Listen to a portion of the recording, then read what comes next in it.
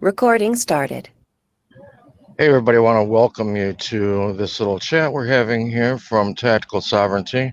This is typically the link for the Sunday night Matrix discussion group call, but every now and then we do conversations in between, and we're doing one this evening with Micah Dank, who's been with us here a couple times.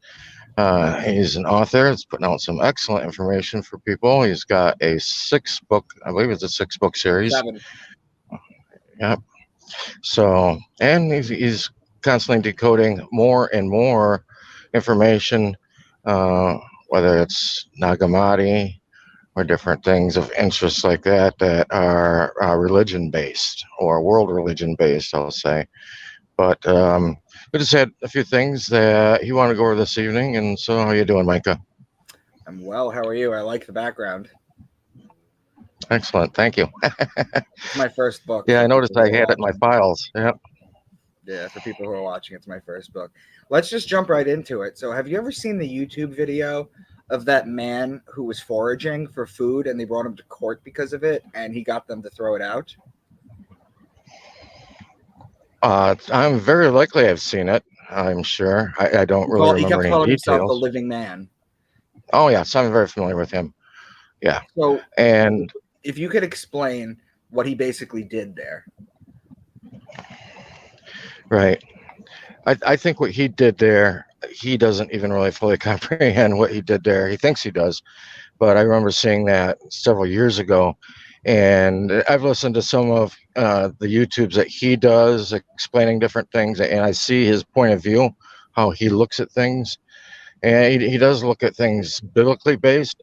And he does what a lot of people, and this is, I think I was kind of going to name this tonight, down rabbit holes, and this is one of them.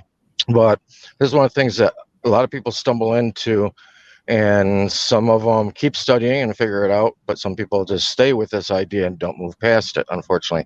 And that is this idea of going into court saying that they're a living man, living, breathing, they bleed, all that stuff, right? And that comes from an idea of people thinking that they see you as being dead, all right? And that goes into I think the fictitious entity, the capital letters on the social security card, that whole nonsense. Right. And that comes, I would maybe even earlier, but I know this is something that Bill Faust taught, all right? And that all capital name is a corporation, and people see that word corporation and they go and take the root word of that, which is corp, okay? And somehow or another they decide to throw an SE at the end of it and say corpse, all right? Well, corp just means body. A corpse means a dead body, right? But it's not a corporation, it's a corporation. And a corporation is nothing but a body of people that have come together with a similar goal and a similar purpose. And they're working together to fulfill that purpose, where that purpose is for the corporation of General Motors, which is making vehicles, or Nike tennis shoes, which that corporation, their goal is to make shoes and sportswear and to turn a profit. You know what I mean? But yeah, I mean, you could take that word corp, and I mean, you could throw any suffix on the end of it that you want, but that doesn't mean that it belongs there. And the SE does not belong there. It just means body. Corp means body. So, I think what he did there when he was going to court, because people look at it that way, and they want to go in there saying, I'm the living, breathing man or whatever, or I'm the live woman, and they don't, I'm sorry, but the courts don't see you as dead. They don't arrest dead people. They don't put dead people in cells. They don't, when you go in jail, you wake up in the morning, they don't give dead people a bologna sandwich or a cold egg sandwich. That's interesting that you say that, because I remember Santos Bonocci, who I teach for now, by the way. We're very friendly. He went to court, and he got in court in Australia, and he presented a certificate of live birth, and it basically did nothing. Right. And what the situation is, and to me, I mean, I was having lunch with Kurt Kallenbach. We were talking about it here a few years ago, and trying to kind of decipher what's really going on with the whole thing. And actually, it was like the next day I was thinking about it, and it like dawned on me. It's like, wait a minute. Okay, you've got the judge in the room there. The judge is acting in a representative capacity for the county and for the state. You've got the clerk of courts. They're acting as a representative capacity for the county and the state as well. You've got the prosecutor. He's operating in a representative capacity. You see where I'm going here? Yeah. Everybody's acting in a representative capacity. So what in the world would make you think you're not acting in a representative capacity as well? Which is what the case is. Well, I mean, there's an interesting point to be made because there's another video that was circling the internet, not just the living man one, but the other one that I saw was a man who the judge kept trying to get him to confess his name. And he would just say, "Oh, my name is John." No, that's fine. Johnny sometimes. He wouldn't say his full name. And he ended up getting the judge to bow to him. And then the judge left, and then he basically dismissed the case with prejudice and walked out. And the whole thing was filmed. So there has to be something there. If you're not providing in court, if you're not providing your fictitious name, they can't switch roles with you. Or that's what it seems to come from. That's what it seems to come from both Santos and Franco Collins, to be honest with you. right. Well, what they're looking for instance, and I think I know what video you're referring to, but what they're looking for from you is they need full consent from you, that you are going to be there in the capacity they expect you to be in. And if they don't have that from you, they might be in a little bit of a bind. And every judge is going to handle it differently. I think the one that you are referring to was the one when so-called Kata Gaia was at court, actually known as Keith Thompson is his name. And the judge was asking him, either you are Keith or you are his representative. Yeah, you are his Keith, agent. yeah. Right. And the judge did not dismiss that case. What happened is the judge left, went back into chambers, took a recess, even said, "We're taking a recess," went back into chambers. At that time, Keith or Kedagaya said, the judge has abandoned the court. I'm the only sovereign here.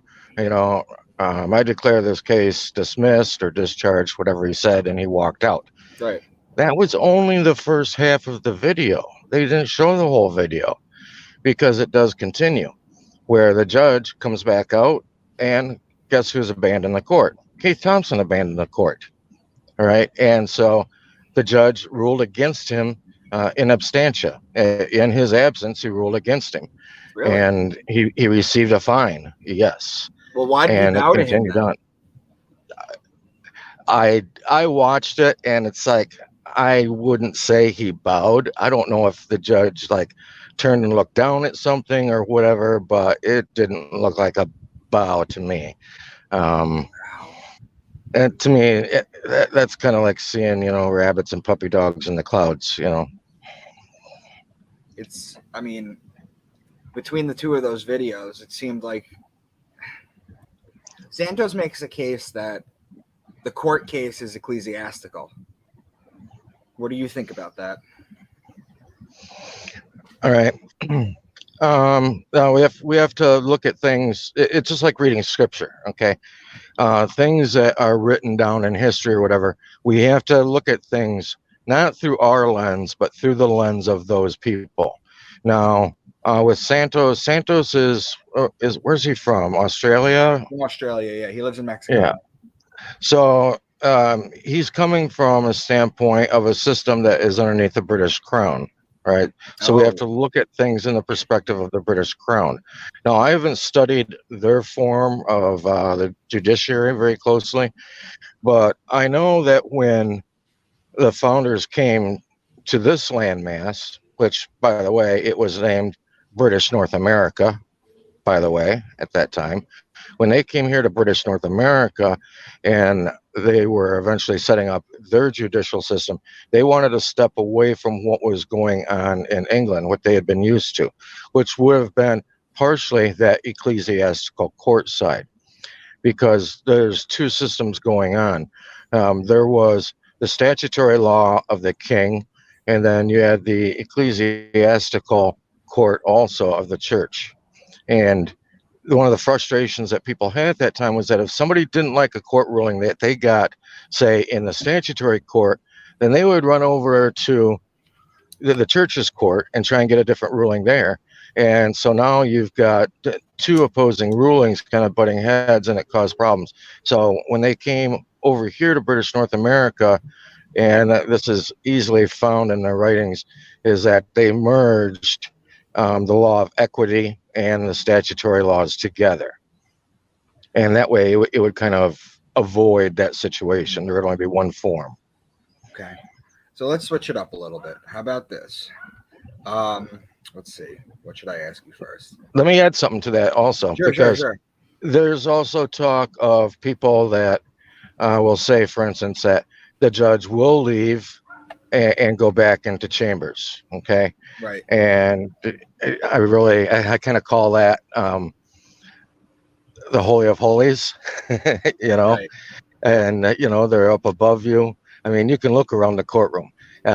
You can see the altar of sacrifice, where the defendant's at. You can see the altar of showbread. You can see the altar of incense. I think just about every courtroom, there's kind of a little railing that runs along the front, in front of where the judge sits. There's your altar of incense. And then you've got your jury box or your choir box, as you would have in the ecclesiastical setting. All of those elements are present. So that courthouse downtown really is a temple of the county. That's the temple church for every county. So you see some things that people will want to tie back into maybe being a temple setting or ecclesiastical setting, such as the judge getting up and going back into the most holies, going back into chambers, and then coming back out again to finish a ruling. Right. And I've actually had a situation like that one time, and nobody blinked an eye when it occurred. It wasn't a surprise to any of the parties involved in the court. And what the situation was that it wasn't. It was more of a family court, if you want to call it that. It wasn't necessarily a criminal court. So it wasn't really a prosecutor and a defense, but there was somebody on the state side, and then there was somebody else on the civil side. And what had happened was that there was some information that had come across from the state side that they had furnished to the civil side. The problem was that they had furnished that information to the civil side the night before the court date. And in statute, in their rulings, which is a good thing, it is dictated that you're supposed to have, I believe it was either 3 or 5 days after receiving the information before you're required to act on it. And that is what the civil side was trying to press the judge to do. And the judge even turned to the state and looked at the state representative and said, "Hey, have you ever seen me follow that rule? I've never followed that rule. Why should I start following it now?" But the attorney on the civil side was like, "No, I'm sorry. This is what the rules are, statutory was, and I need the time to be able to look at this new information before it should be able to be brought forward. That's what this statute clearly says, and that is what I'm requiring to have happen." And after the judge or that, court administrator kept arguing about it, she got up and she went back into chambers, and she was gone for almost 10 minutes. Nobody said a word. Everybody just continued on like everything's normal. And some people would say that what she did is she switched the roles of the court when she did that. That when she went back in the chambers, she switched from being a state judge or something like that to now coming back more on an ecclesiastical side of the court to make a ruling. When you call recess, you go from supposedly, you go from regular law to maritime law, I think, is the second one, and then the third one is ecclesiastical religious law. That's right. I think I got that right, but maybe. Right.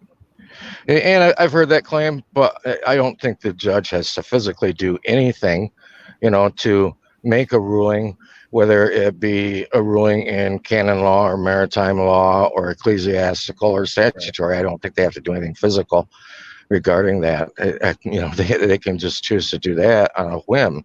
Um, Jordan Maxwell also is on the limb of saying that lawyers, people in court, they don't actually when you go to school for it, you don't actually learn law, you learn procedure, which is a whole different ball game. What do you think about that?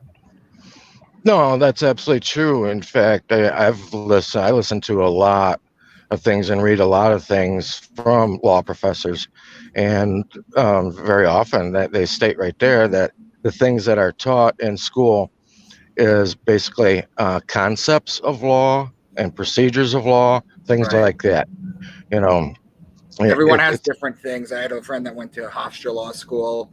Sometimes Hofstra Law does torts first. Sometimes Harvard does contracts first. Everybody has their own way that they do this.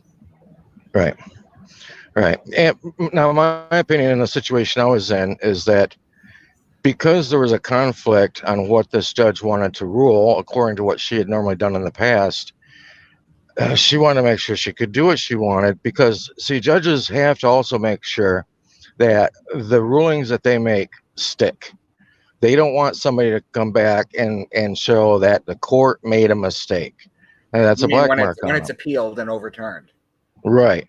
Those are things judges don't want to see happen. So they try to make sure things are as tight as possible. So I believe firmly in the situation that I was witnessing that what had happened was that this judicial administrator, the judge, went back into chambers and she decided to phone a friend. And she called a mentor or another judge and said, "Hey, I have never followed this before. That could this come back to bite me in the butt?"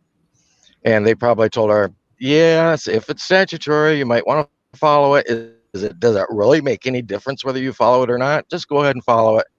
And so she came back out and she sat down and she said, "Well, upon review, I've decided yes, I'm going to go ahead and allow you the extra time to look at this new information, and um, uh, we'll reschedule this court date for a time in the future." And that's what they did. Right.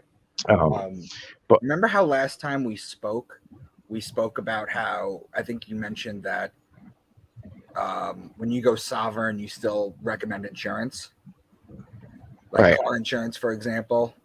right, Well, I found out, I have an intel, I found out that I'm in New York, that the New York City police do not have insurance because it would cost them something like 32 to 40 million dollars a year to insure all the cars with everything because yeah, they're high risk and all this stuff. What they do instead is they have about 70 lawyers at about $200,000 a piece on retainer. That way, if you ever get into an accident with the cop, you'll end up they'll sue you basically, or you have to go through the lawyers. So I'm wondering, is this the kind of practice that is done throughout everywhere, or is it just isolated to New York City? Because again, we're talking about cops not having insurance. Honestly, if you're drunk and you're about to hit a cop, it's better that you hit a pedestrian than a cop because they have right. lawyers on, So I'm just wondering what your thoughts on that are. No, and when I say I recommend insurance, it's a little broader than that, actually. I recommend that basically you have something covering your butt, put it like that.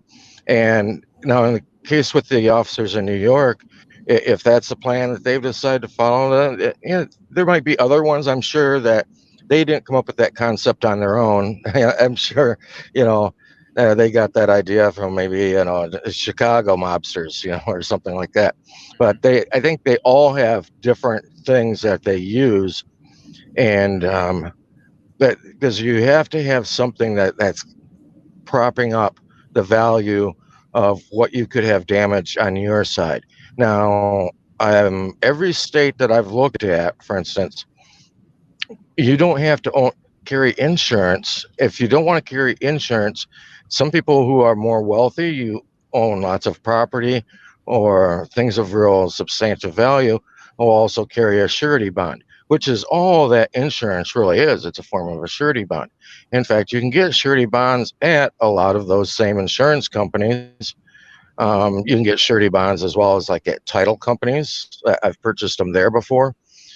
And a surety bond, if you have something of value that can back up what the requirements are, say, for instance, in the state, a state may require $10,000 for uninsured motorist coverage or something. You know what I mean?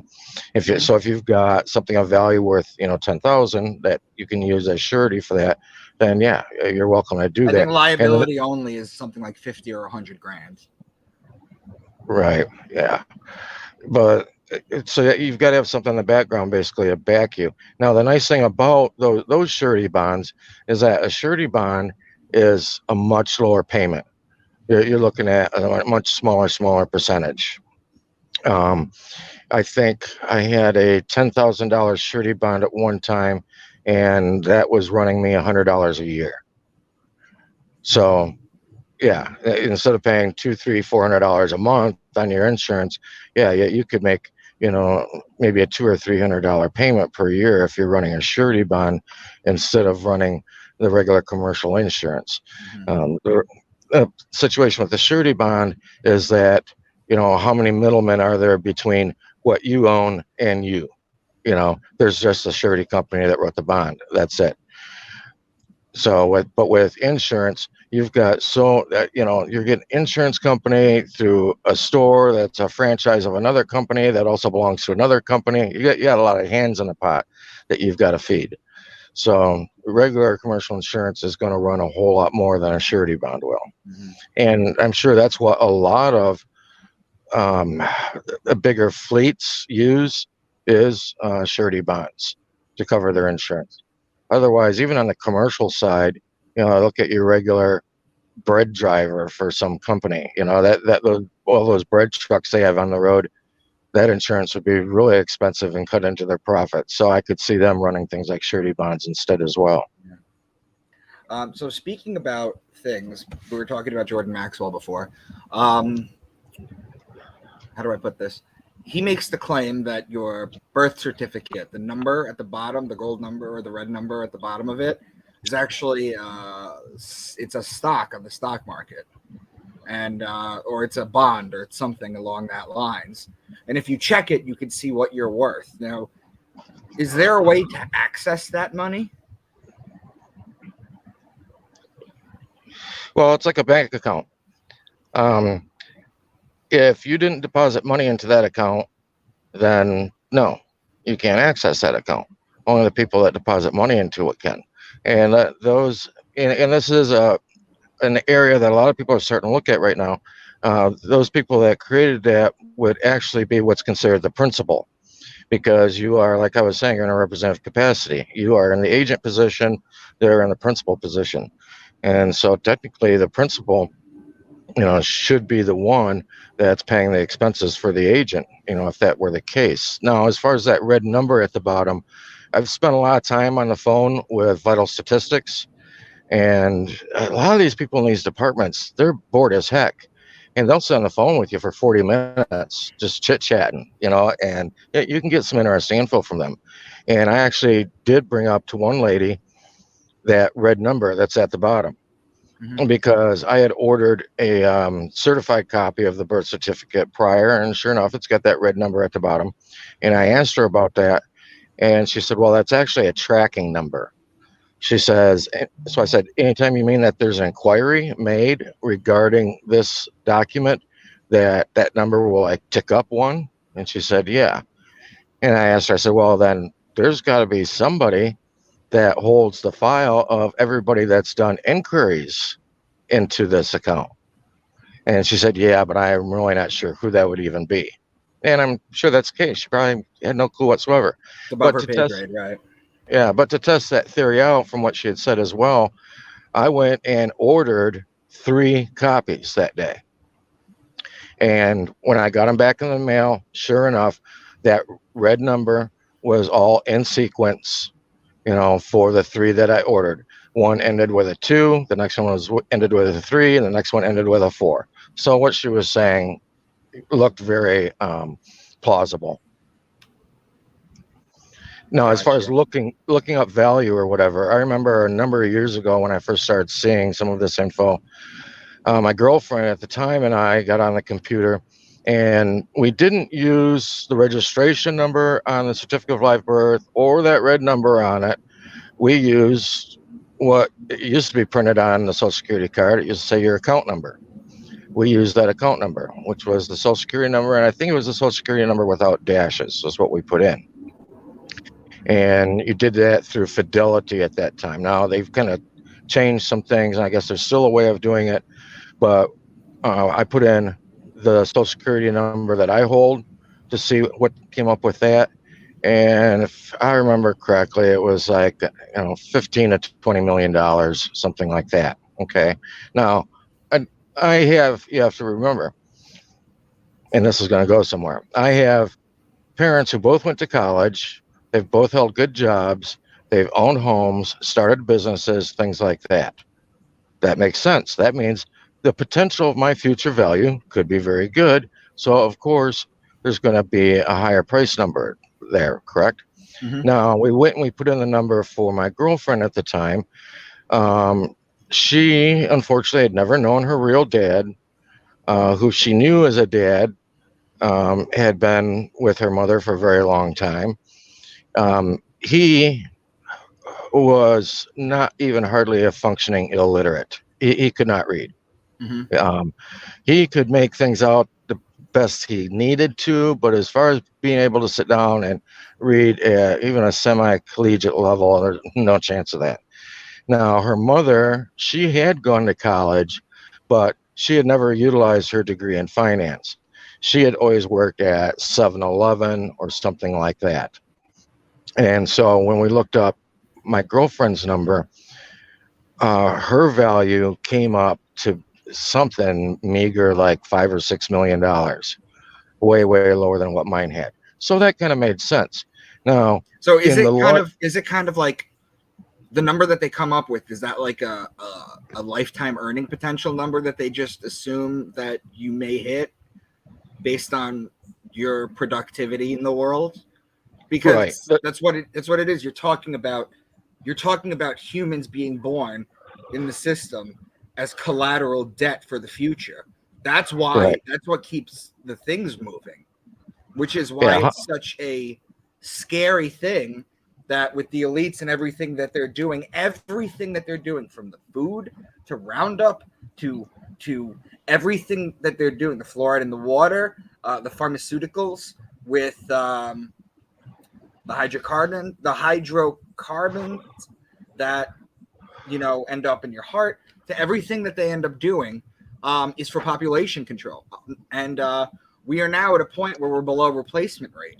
So our value in the world should, based on that, wouldn't you say, be going down? okay. Population control is a viewpoint that a lot of people have come up with that, and I'll touch on that in just a second. I want to finish with that birth certificate issue though, because like you're saying, yes, they are looking at a lifelong potential value that you have as to what you can put into the system. There's actually a term for it because insurance companies use the same exact thing. Life insurance companies, especially ones that do like whole life policies, I can't remember the exact term they use for it, but it is essentially, you know, what your life's potential is financially. Mm-hmm. And now, as far as them, say, for instance, investing on the stock market or whatever with the birth certificate, I look at it like this. If you remember back after the turn of this century, when mortgages were being put on the market and they're being put into bundles, okay? Now, we're talking one individual mortgage as compared to a birth certificate. Now, inside that home of that mortgage is probably what, three, four, five, six birth certificates in there. Okay. Yeah. But with the mortgages, they didn't sell those individually on the market. That would have even been too cumbersome. They put those into bundles. Right. All right. And they would bundle it as A plus or a B minus mortgage bundle, which those were all fraudulent and those got sold on the market worldwide. And what happened. Look at Greece. I mean, they had to do bail-ins. They had to freaking rob money from people's bank accounts to keep their government afloat, right? Yep. Because they had invested in some of these bad mortgage bundles, I think and Italy that's got what hit too, right? Italy got. Yeah, a lot of countries did, but that was a result of that bubble burst there in '08, '09. All right, and incidentally, I find this interesting, as this compares right to what we've seen the past couple of years. Is that right after that time they went and did the TARP bail-in? Remember the TARP Mhm. bailout that was done? Yeah. And the TARP bailout, I want to say it was $700-800 million, something like that. I could be wrong. I think it was somewhere in that neighborhood, though. And I know everybody was up in arms about giving. What are we doing, giving all this money to the banks? Of all people, why are we giving money to the banks? And that happened in the fall. Well, come Christmas, boom, that was when that so-called bubble burst, the housing mortgage bubble burst. And here in 2019, in September, about the 12th or 13th of September 2019, uh, I was noticing that the banks had decided they didn't have as much faith in each other anymore, because as people hopefully should know, banks have to come out at a zero balance at the end of every business day. Money out, money in, they have to come to a zero balance. Okay. Mhm. And so what they do traditionally, they would always be borrowing money back and forth to each other at the end of these closing days Mhm. to keep each other at or near that zero balance. Well, in September of 2019, the banks went to the Federal Reserve and they said, hey, we are losing faith in each other. And we aren't really doing these loans back and forth with each other like we Well, used to Brian, do. Pythagoras said 700 billion. I think you said million before. Okay, so it could be billion, but Yeah. either way, it's not going to be a drop in the bucket compared to what I'm No, going to not at show all. you now, because um, so that what they said to the Federal Reserve is, you're going to have to start lending us money, because we can't be borrowing money back and forth from each other. We're charging each other 10 up to 15% interest rate for overnight loans. We can't afford that. So we're going to have to get money from you. Otherwise, our banks are going to fall apart. And so the banks in 2019, September of 2019, started doing what they called the repo loans, which stands for repurchase loan. They were doing repo loans to the banks, the reserve was. And this was only supposed to last until October 15th, all right, of 2019. Guess what? It's still going on today. And I remember in the spring of 2020, I was looking at the numbers of how much money had been let out, and it was in the trillions. Forget that 700 billion number now. It was in the trillions that they had lent out so far. Do you Because once you start attribute giving money out, you can't stop. do you attribute the banking and everything and just the national debt and everything that you're just talking about right now? If I mean, banks, I think, carry what, 3% of what they're supposedly carry. The rest is just digital. Everything is debt. If you were to get rid of the Federal Reserve, right, and you were to install like a sovereign bank like Andrew Jackson did, right, where we can constitutionally print our own money backed by gold and silver, like the greenbacks or what Executive Order 11110 Kennedy tried to do before he was murdered. Do you think central banks are at the bottom of everything? Everything just funnels up to them, and if we could just cut that hard out, we could restructure our whole system.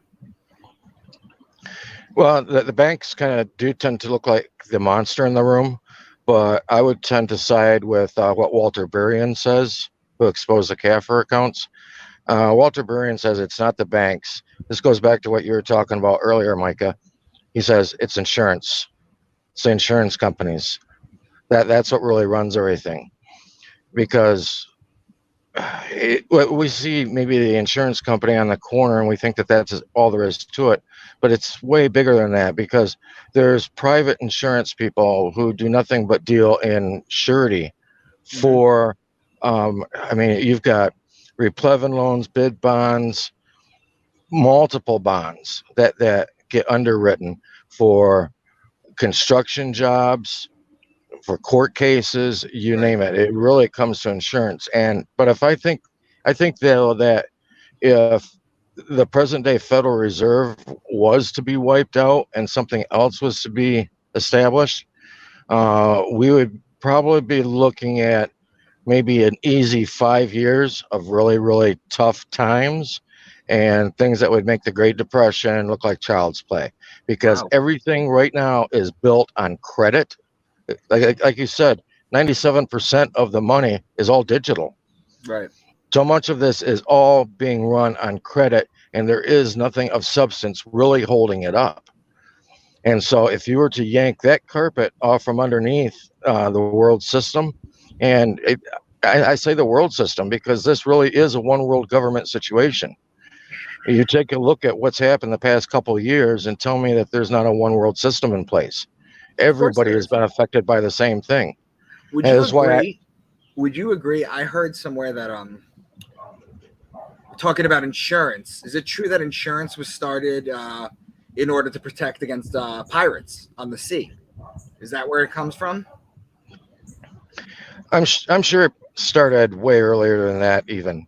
You know, if you go back to biblical times, look at the dowry that was, given to uh, a couple when they got married. You know, that dowry was there as an insurance plan to protect the girl in case her new husband, you know, got in a farming accident or he died at war, went off to war and died or Yeah. something like that, You'd or be he wasn't surprised able to take care of her.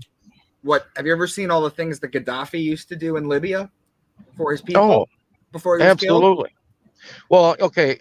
Okay, I guess I would probably add a caveat to that situation about pulling the carpet off from underneath the system. And that caveat would be that the government that is running whatever nation would have to do the same kind of things that Gaddafi did.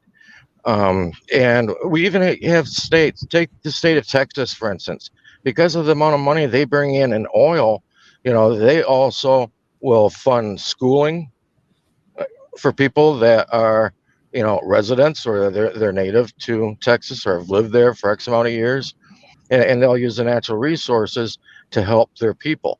And that's really what a governmental system would have to do if the current Federal Reserve System was to go bye-bye, is the state would have to step in and cover that gap and start doing things. I mean, because like Gaddafi would, when people got married, they would receive like $15,000. They had very Oh low my God! If they wanted to start a farm, if forget they wanted to about start, right. If they wanted an education, he would pay for their education. And if the education that they wanted wasn't available within the country, he would pay for it. He them would to pay go for them to somewhere go outside abroad. the Yeah, country. Exactly.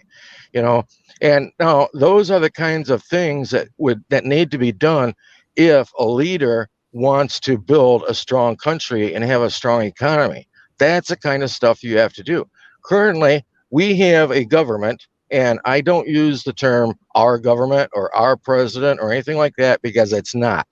It hasn't been for a very long time. If it ever was, it might have been 1781 under the Articles of Confederation. But unfortunately, it's not our government. Because if it really was ours and was trying to do something to build its people and strengthen its nation, we've got a government we're looking at now who has huge investments in Coca-Cola, investments in Disney, investments in all of these huge corporations. Now, who's receiving dividend checks off from that? Well, what money are they even using though to make those investments with? They're using your money to make those investments with, but you're not receiving any of the dividend checks from it. If a country really cared about its people and wanted to build a strong nation and a strong economy, then it would take those different things, just like Walter Burian talks about with the CAFR accounts. You shouldn't be paying maybe just a tax every year on your property. You should also be getting an even bigger dividend check back every year because that tax right. money has been invested. There's been investments made with that money. And that's that second set of books, the CAFR accounts, which they changed it from CAFR to ACFR here a few months ago. just to kind of throw people off the trail, I think. You know, you're talking about Coca-Cola. Did you know that you're talking about investments in Coca-Cola? Coca is cocaine. Cola is the nut on the cocaine plant. Coca-Cola. Coca-Cola used to have cocaine. In fact, Coca-Cola has a subsidiary called the Stepan Company, okay, which is the only company in this entire country that is allowed to import cocaine leaves. Yep. Okay, so this is what's going on behind the scenes. And then you don't have to go into the war on drugs and all that. That's kind of like a little lower on the totem pole. But I just find it very interesting that you don't think that getting rid of the Federal Reserve and wiping the debt clean or paying it off or whatever you're talking about, the Rothschilds and all that, you don't see that as the center. There's central banks in every country, but like 5 or 6 of them. You don't see them as the purveyors of all this poverty and insanity that's going on. At the surface level, yeah, that's what you see. But what's really happening, we never see what's really happening. What really is happening stays hidden. It stays in the shadows, or beneath the veil. As your first book was. Yep. So yeah, but there's an underlying system actually, even behind the banks, that's running and controlling things. The banks are basically just kind of like the blister that you see on your skin. You don't see really what caused the blister. You're Right. seeing the blister, and that's where your irritation is, and that's where our irritation is. And so that's what we look at. We look at the banks and the central banking system, but it's the people that really created the central banking system and what they are doing behind the scenes. That's the bigger problem. Right. So I want to switch things up a little bit. I got a question for you. We're talking about sovereignty, right? If you go Right. through the steps to declare sovereignty, do you have to give up your right to Social Security? And is it even going to fucking matter? Because Social Security is going to be irrelevant in 30 years anyway. Well, I've been hearing that Social Security was going to be irrelevant in 10, 20, 30 years. I've been hearing that all it's my kind of life. like climate change, right? The way they do Right. that. Let me show you something here. This is a photo that I took here locally. Oh, wow. Okay. And I'll just kind of get my beautiful mug out of the screenshot here. People can read that. We never accept a birth certificate as ID. And they even underlined never. That was in the window of every little help counter. Guess what office that was at? DMV? That was at the Social Security Administration. Wow. It makes sense, though. My wife, I'm not going to say her name, but she didn't have a name when she was born. Her birth certificate literally says, when she gets official copies, it literally says female last name. So. Right. Well, that's one of the things that I point out. In fact, I had a older gentleman from Canada the other day.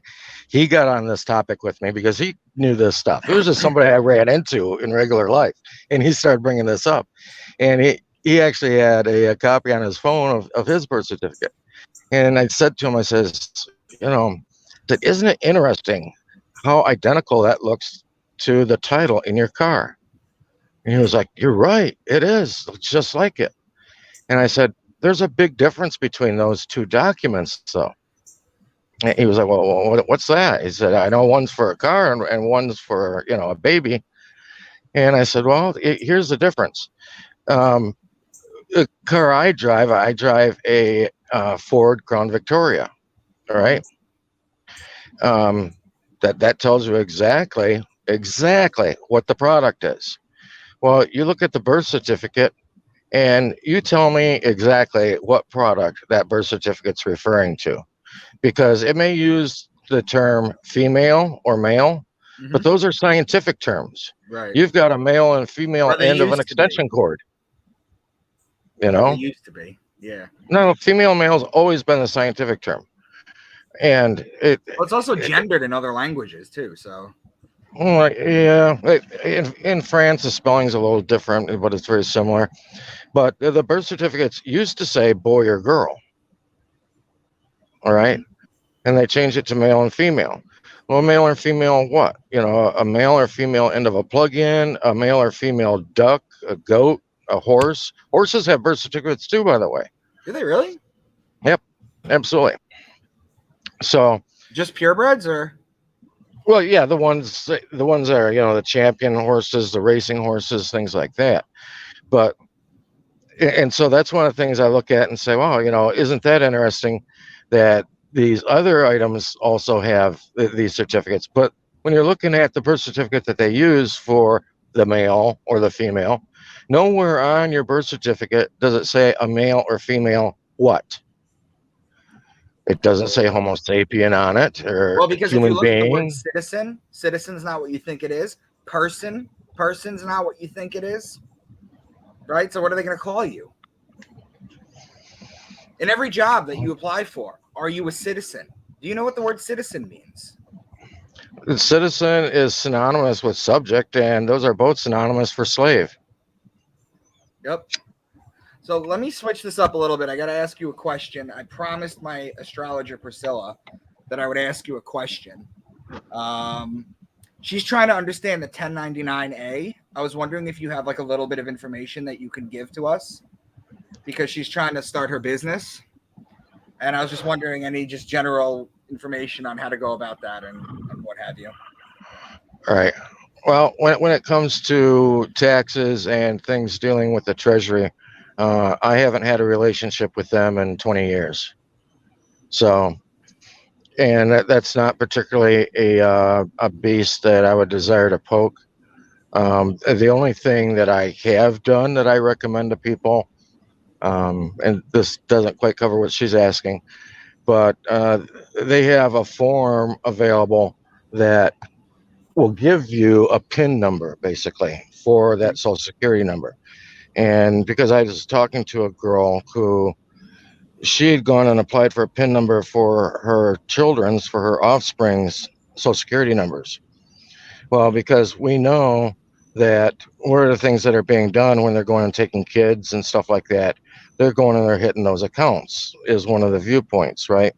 Mm-hmm. Well, when you get that PIN number for the social security number, the only people that have that PIN number is the social security and you. That's it. Nobody else can get it. When she had done that without any court proceedings happening, nothing going on, all of a sudden she got a call out of the blue one day, come pick up your kids. And she was like, wow, what do you think that was? And my only answer would be they couldn't access anything anymore because they didn't have the PIN number. It's fine. You can have somebody's debit card number, but if you don't have their PIN number, it's useless to you. And that's what they've done with Social Security. They've gone and added a PIN number for it, just like you would use on a debit card or on a credit card or something like that. Jesus Christ. Absolutely bananas. But, and there's some people too that ask, you know, going maybe the sovereign route or whatever you want to call it. Myself, I just kind of call it correcting the presumption rather than correcting your status, because the presumption is that the state is your God. They are your parents, through the doctrine of parents patriae. That's the way it's looked at. And so my attitude was, you just gotta go and you correct that presumption with them. And no, I'm sorry, you're not my holy father or earthly father or anything you want to see it as. And I have one, and it's not you, and you're not who I follow. And you just start opting out of whatever contracts you want to. The nice thing is that what this system has done is that it's compartmentalized everything. And everything is little subsidiaries or agencies, or might not even belong to the system at all, as Ron Paul found out when he wanted to audit the Federal Reserve. They waved their fingers. Oh, no, no, no, no. He said, we are not a government agency. We're private. We aren't. We don't have to answer to your FOIA request. Right. So And if you were to go to the route sovereign, if you were to do that, I mean, is there paperwork that needs to be done? Is it just a renouncing of something? Are there specific law firms that specifically handle this kind of stuff? Yeah, no law firm is going to handle it because they all work for the crown as well. But what you have to do is basically just look at how the principles of how things work and take care of things from that point of view and look at it from the standpoint. I mean, you've been contracting in with them all your life. So you need to make some changes to those contracts or just opt out of them altogether. Um, and, when people see the word sovereign also, a lot of people stand up and say, oh, there's only one sovereign. That's God. That's the creator. Well, however you view that, it really doesn't matter. With sovereignty, there's layers to sovereignty. There is an ultimate sovereign, but there's also people with levels of sovereign underneath that. It's actually referred to as suzerainty. But you'll hear about a mayor being, he has a sovereign government of his town, well, that's a layer of it. But the mayor is still indebted to the county, and has to answer to them, or who has to answer to the state. And the state is basically a franchise of the federal government. So they have to answer to that. How high up are you going to go? You want to keep going all the way up that sovereign chain, you're going to end up at the Pope. And that's the one of the things I want to mention. The Pope is answerable to the Black Pope, the head of the Jesuits. And then there's some that say the Gray Pope, Pepe Orsini, is the one that actually runs everything, but that there's people higher up than him. It's just a never-ending chain going up, and you'll never know the real people who are at the top. Right. But it's not the George Soroses or the Bushes or the Clintons at all. Those are just puppets. They're just Muppets. Yeah, not puppets, but Muppets. I like the term Muppet a lot better. But when we look at situations, say, a lot of people bring up the Magna Carta, and they like to use the Magna Carta. And I don't realize why they want to put their standing on the Magna Carta, because the Magna Carta was only good for a few days, if at all. Mm-hmm. Because that was done in. Well, couldn't you trace it back further? Couldn't you say you could trace back further the idea of the law and all that kind of stuff to the Code of Hammurabi? Oh, absolutely. Yep. You're going to go all the way back to Egypt with a lot of that stuff. With the first city states that were built by Cain. If you want to look at it that way. But the Magna Carta, when that was signed by King John.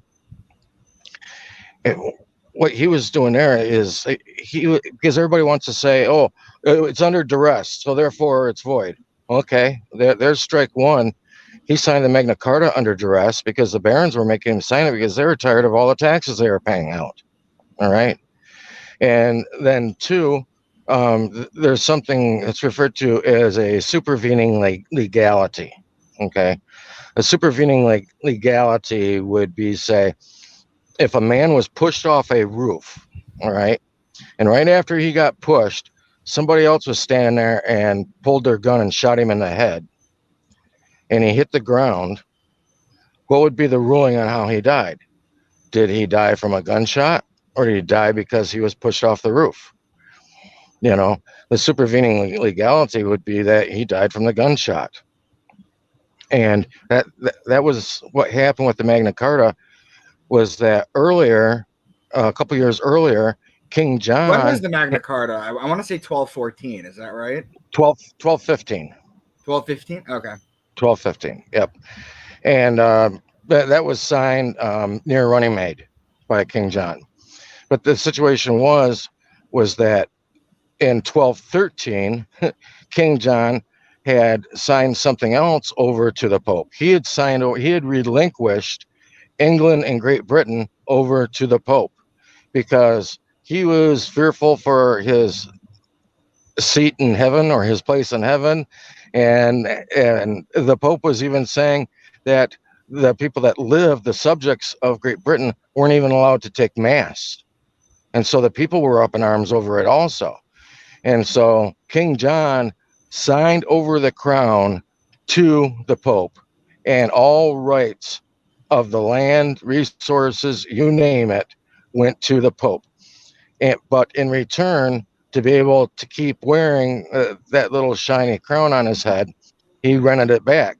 They rent that back from the Pope, and that's rented back for 1,000 marks a year. At that time, that's what their price was. I'm sure maybe it's changed. I don't know, but it was 1,000 marks a year. And if people want to know what that really comes out to, that's 666 pounds of silver. There's Of your course. 666 popping up again. Yep. You know, I read somewhere that there is only one building on this entire planet that is not obligated to taxes. And I think it's like a Knights Templar building in Scotland. I might be incorrect about that. Do you know what I'm talking about? Yeah, yeah, I know what you're talking about. In fact, that Knights Templar building in Scotland, is that in Edinburgh? I'm trying to remember the name of it, but they've said also that in that building there's actually a painting of King John in that Really? That's building as amazing. well. Yeah, Of course there is. and not only King John, but you're probably going to find King James there along with Yeah. them too. You You know. know, would it surprise you to know that that the papal bath, the Pepo de Vienna, is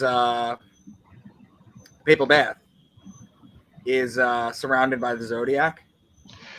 Yeah, did I share that picture with you? Did you? I don't I might know. have.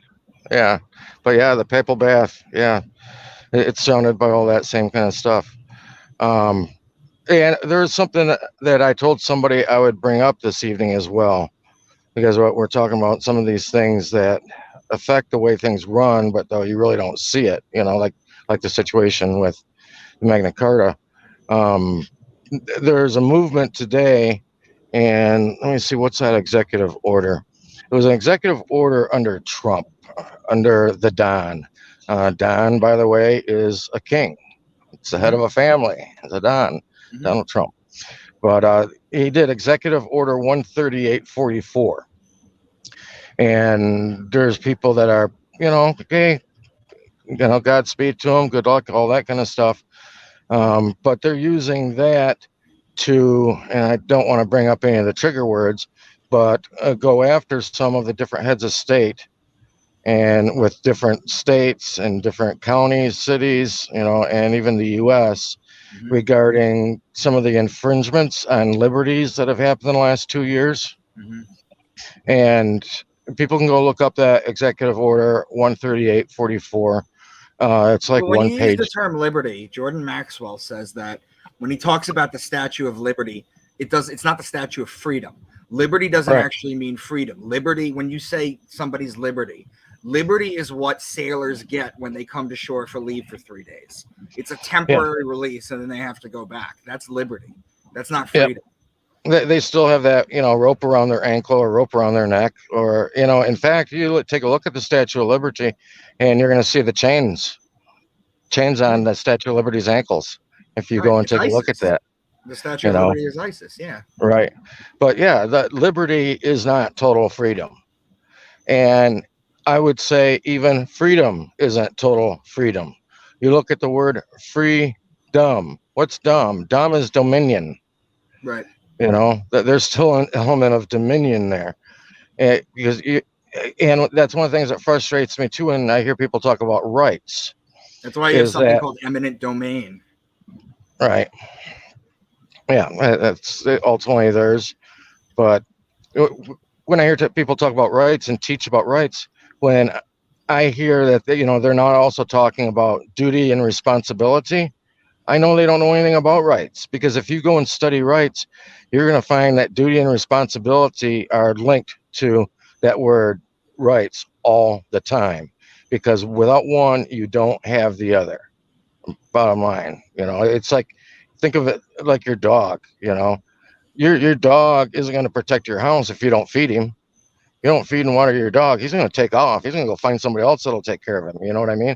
Well, your rights are the same way. There's things that you have to do to instill those rights. There's no such thing as, ultimate blanket rights. But when I went and looked at that executive order, one of the first things that it says in there, that it is replacing the financial fraud enforcement task. It's like, God, why would you want to replace the fraud enforcement task? But it also said that it is going to be subject to appropriations. Now, most people don't know what that means. But if something is subject to appropriations, that means it is subject to what money is going to be allotted to it to fund it. If it doesn't get appropriations, then guess what? It's worthless. And you'll read in that executive order as well that, and it clearly says that it does not create any enforcement against the United States or its agencies or its officers or other people, which means it has no enforcement strength behind it. So you can go to them, and this task force is run by the Attorney General.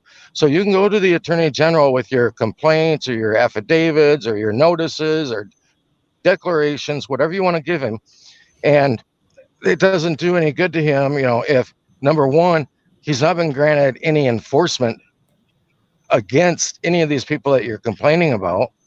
In fact, he might not even be funded to do anything. The appropriations might not even be there. You know what I mean? Mm-hmm. So it's like I was reading, I'm like, this is kind of a toothless thing that was written. In fact, if anything, it looks like that this executive order was put in place to give more free reign to fraud and corruption within the federal system. If anything, it wasn't put in place to. Oh, it's long been known that Donald Trump is not a savior. I mean, geez, we don't need to talk about that. My friend Amy did a wonderful video. If anybody's interested, reach out to me on social media. She did a wonderful interview where she traced back Trump's lineage to all this nobility, to all these elite secret societies, to everything. He is not your friend. Do not vote for any of these people. Do not think that Ron DeSantis is going to save the world. Just please, just absolve yourself from it. Don't vote. Just ignore it all. Just stop getting mixed up into the madness. Now, was Trump entertaining? Fuck yeah, he was entertaining. But it comes at a price. Yeah, he puts on a good show. He plays a good role as an actor, which is what he was. What was he? He was the acting president. Right. They're actors. You've got acting judges, acting mayors, acting congressmen. They're all acting. Do you know who KRS-One is? Sounds familiar. But I wanted to say no, that Amy you brought up, I'm familiar with her work. I'm trying to remember the name of her channel. But no, it's excellent research that she's done. Her research she's a good friend of mine. Her excellent research. She's offline because she decided to just get off the grid and spend time with her family. But anybody that wants to see this video, let me know. Please share it with people. Trump is not your savior. Trump is not your friend. I think she did like Amy Speaks or Amy Says or something like that. Amy Says WTF. Okay, there you go. Yeah, she doesn't have social media anymore, but I text her once in a while and let her know what's going on with my books and the potential movie and TV deal. Yeah, so it's I just forgot what we were gonna say. But we're coming up on an hour though. Do you have any questions for me? Because I feel like I've been peppering you with them the whole time. No. It's just I knew that you had some things that you wanted to cover or whatever, and Right. Actually, let me add something though to what I had mentioned too about some of these things. I was talking about, not using the term "our government" or "our president." People need to also realize. Oh, that was it. KRS-One. He talks about it. He says, "You're the president of a country, but you need security to walk amongst your people. You're not the president." There you go. Absolutely.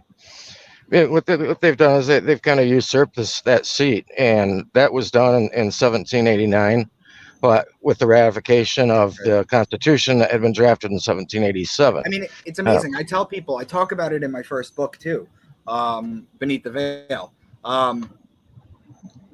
We became a country in 1776, with the Declaration of Independence, supposedly. Washington's the first president, supposedly, but he doesn't start till 1789. So people don't realize he's like the 10th president. People don't realize. Right. It's out there in the open. People don't realize that 1776 we become a country. Who's running it? I think it was Samuel Huntington that was the first. technically president of the country. You can call it the Continental Congress or whatever. Washington doesn't even start till 1789. Why would they omit that? Why would they hide that information? Right. Well, it's basically because, I mean, they just switched names of the company. They went from the original name of the country, which was the United States of America, and they switched it to United States. Yeah. You can see that right in the preamble, Right. where they state that. But What do you make the of original, yeah, sorry, go on. the original first justice for the Supreme Court even said the name of this grand company will be the United States of America. And yeah, there was other presidents before. Those were the presidents that were operating under the Articles of Confederation. And in fact, we have another president today that most people don't even realize. And it's essentially the same as what those presidents were under the Articles of Confederation. The other president we have today is the president of the Senate, who would be Nancy Pelosi or whatever that. Yeah. Right. Did I ask you last time what you make of the gold fringed American flag? I don't remember if you did or not. And what do you make of it? Is it a symbol of the corporation? Is it different than just the regular American flag? Yeah, that's the gold fringe is a military. It symbolizes a military occupation. Does it symbolize at war? I wouldn't say at war. I would say martial law. And there's degrees of martial law. There's martial proper is a lower form. And if you go and look at the Lieber Code that was written in 1863 by a gentleman by the name of Lieber, all right, for Abraham Lincoln, you look at that document, and it is, I think, Article 2 of that document says that this martial law will continue. The Lieber Code will stay in force until one of two things happens. Either one, a proclamation of the president, or a special mention in a treaty of peace. Well, there was no proclamation by the president. They got rid of him, and there never was a peace treaty for the Civil War. There might have been a surrender about atomics, but there was never a peace treaty signed, which would mean from the statements within the Lieber Code that yes, it's still in force. And in fact, I've seen an Army field manual from a few years ago that actually made a mention of the Lieber Code in it. So, right. And if people want to see how things run, and that's one of the reasons why I say, you can pretty much do and say whatever you want, but they're going to decide what they want to follow. And you can even find that within the Lieber Code. I believe it's Article 6 of the Lieber Code that mentions that the standing army will follow or not follow whatever they want to. It's kind of up to them. And it says it other places also in the Lieber Code.